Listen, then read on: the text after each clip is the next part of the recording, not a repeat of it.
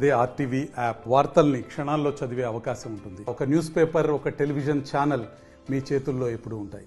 తెలంగాణ సాధించుకున్న తర్వాత నీళ్లు నిధులు నియామకాలు అనే అంశంతో గౌరవ ముఖ్యమంత్రి కేసీఆర్ గారు 2014 నుంచి మొన్నటి వరకు కూడా అన్నిటికంటే ప్రాముఖ్యంగా ఈ తెలంగాణని దేశంలోనే అత్యధికంగా పంట పండించే విధంగా నీరు అందించగలిగి రైతులను ఆదుకున్నటువంటి నాయకుడుగా కేసీఆర్ గారు మొన్నటి వరకు పేరు తెచ్చుకున్న సంగతి మనందరికీ తెలుసు.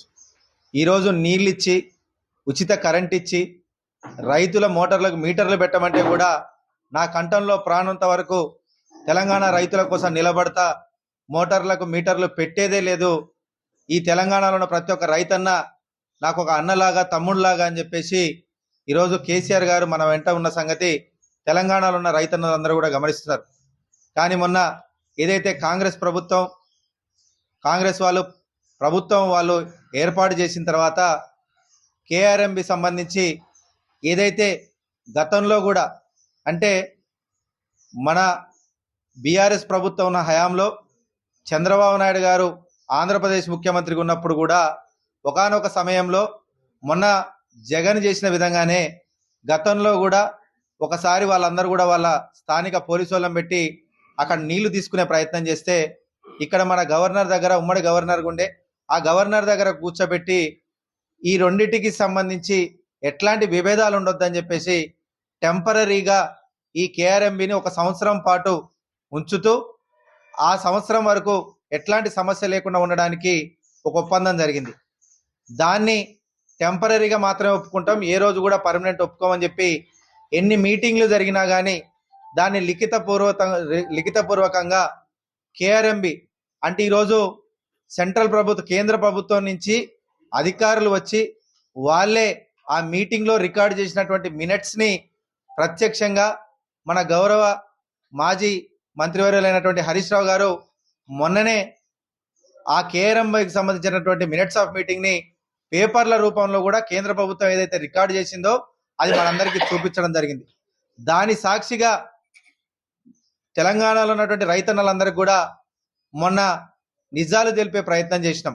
ఏదైతే ఇంతవరకు కూడా కేఆర్ఎంబి ఎన్నిసార్లు అయినా కానీ ఇటు నాగార్జున సాగర్ కావచ్చు, అటు శ్రీశైలం ప్రాజెక్టు కావచ్చు, ఈ 2 ప్రాజెక్టులని మాకు అప్పచెప్పమంటే మేము అప్పచెప్పే ప్రసక్తే లేదు, మీరు ఎన్ని కఠిన నిర్ణయాలు తీసుకున్నా కానీ మేము జనంలోకి వెళ్ళి జనాలకు నిజాలు చెప్పే ప్రయత్నం చేస్తా కానీ ఈ 2 ప్రాజెక్టులు మీకు అస్సలు ఇచ్చే ప్రసక్తే లేదని చెప్పి బీఆర్ఎస్ ప్రభుత్వం ఏ విధంగా అయితే కొట్లాడిందో మొత్తంగా పేపర్ల ద్వారా ఏదైతే కేఆర్ఎంబి తోటి ఇదివరకు జరిగినటువంటి మీటింగ్లలో రికార్డ్ అయినటువంటి మినిట్స్ అన్నిటిని కూడా పేపర్లో తీసి అవన్నీ కూడా చూపించడం జరిగింది.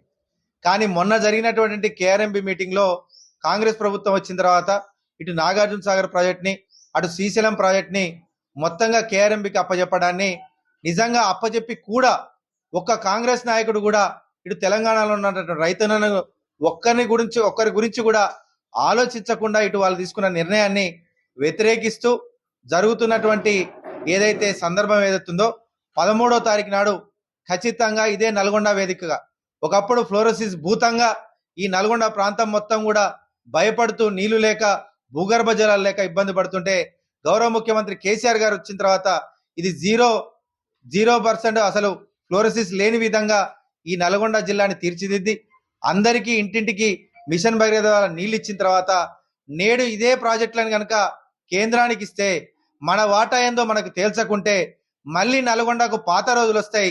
అందుకని ఖచ్చితంగా గలమెత్తాల్సిందే. తెలంగాణ ప్రజల కోసం నేడు మనం గలమెత్తకపోతే కేంద్ర ప్రభుత్వం వాళ్ళ మెడలు వంచదు.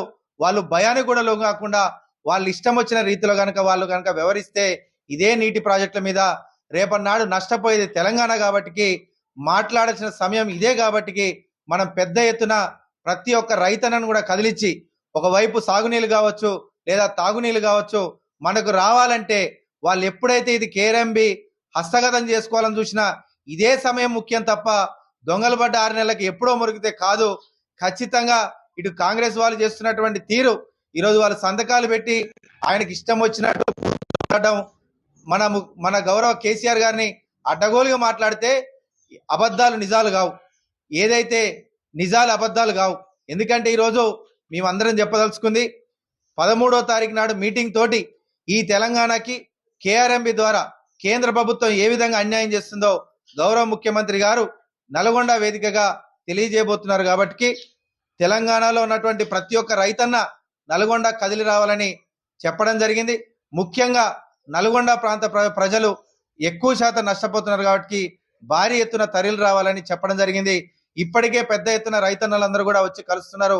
వాళ్ళందరూ కూడా మాకు సాగునీళ్ళు ఇవ్వట్లేదు, భూగర్భ జలాలు ఎండిపోయి తాగునీటి కూడా కరువు ఉందంటే ఇప్పటి వరకు కూడా ఎవరు పట్టించుకోవట్లేదని చెప్పి బాధపడుతున్నారు.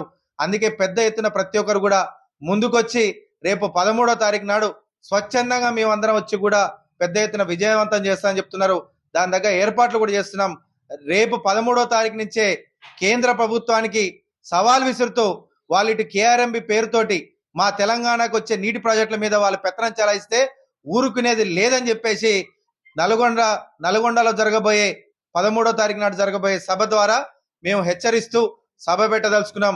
దాన్ని పెద్ద ఎత్తున విజయవంతం చేయాల్సిందిగా నాగార్జున సాగర్ నియోజక ప్రజలందరూ కూడా మరిన్ని వీడియోస్ కోసం ఛానల్ ని సబ్స్క్రైబ్ చేయండి, లేటెస్ట్ అప్డేట్స్ కోసం వాట్సాప్ ఛానల్ ని ఫాలో చేయండి అండ్ లింక్ డిస్క్రిప్షన్ లో ఉంది.